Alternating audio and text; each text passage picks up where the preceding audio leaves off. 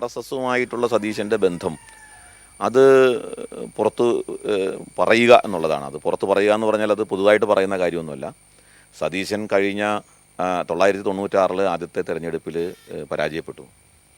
2001ലും 2006ലും തെരഞ്ഞെടുപ്പുകൾ നടന്ന സമയത്ത് സതീശൻ വിജയിച്ചപ്പോൾ സതീശൻ അവിടെയുള്ള RSS നേതാക്കന്മാരെയും, ഞാനിപ്പോൾ അത് ആരെ കണ്ടു എന്നൊന്നും ഞാൻ പറയുന്നില്ല, കാരണം അത് അത്തരം ആൾക്കാരൊന്നും അതിൻ്റെ ഈ പറയുന്ന വിവാദത്തിലേക്ക് വരാനും താല്പര്യമുള്ളവരുമില്ല.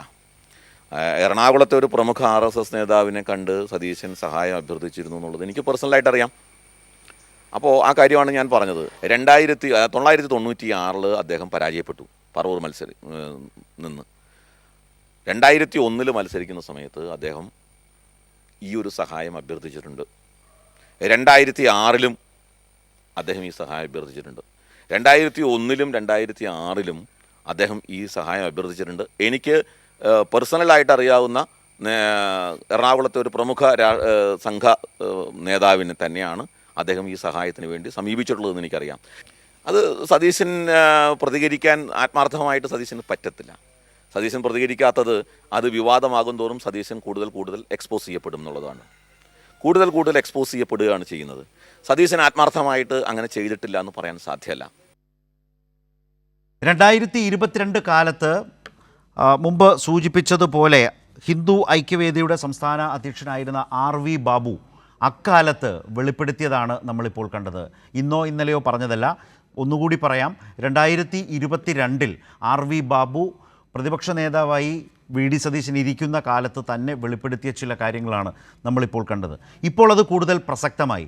എന്തുകൊണ്ടാണെന്ന് വെച്ചാൽ, ഞാൻ ഇനി പറയുന്ന കാര്യങ്ങൾ വെച്ച് RV ബാബു ഈ പറഞ്ഞത് ഈ കാലത്ത് എന്തുകൊണ്ട് കൂടുതൽ പ്രസക്തമായി എന്ന് മനസ്സിലാവും.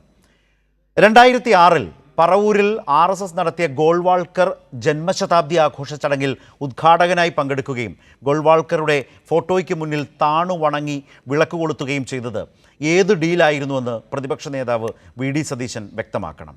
ഈ പരിപാടിയെപ്പറ്റി ചോദിക്കുമ്പോൾ 2013 മറ്റൊരു പരിപാടിയെപ്പറ്റി പറഞ്ഞുകൊണ്ട് സ്ഥിരമായി രക്ഷപ്പെടുകയാണ് VD സതീശൻ. 2006 ഗോൾവാൾക്കർ ജന്മശതാബ്ദി ആഘോഷത്തിൽ പങ്കെടുത്ത വിഷയത്തിൽ VD സതീശൻ്റെ മറുപടി എന്താണെന്നറിയാൻ മതനിരപേക്ഷ കേരളത്തിലെ ജനങ്ങൾക്ക് അവകാശമുണ്ട്.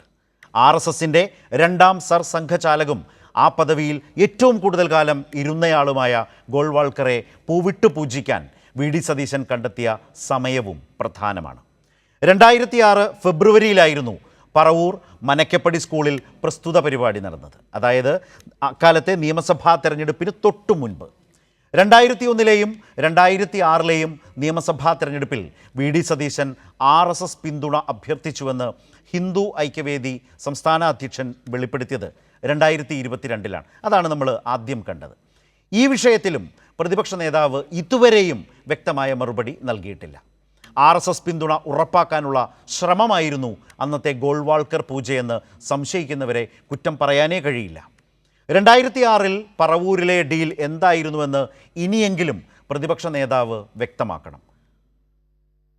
ഈ ചോദ്യങ്ങൾ കേരളത്തിൻ്റെ മുഖ്യമന്ത്രിയുടേതാണ്, പിണറായി വിജയൻ്റേതാണ്. മുട്ടാപ്പോക്ക് വർത്തമാനം ചോദ്യങ്ങൾക്കുള്ള മറുപടിയാവില്ല.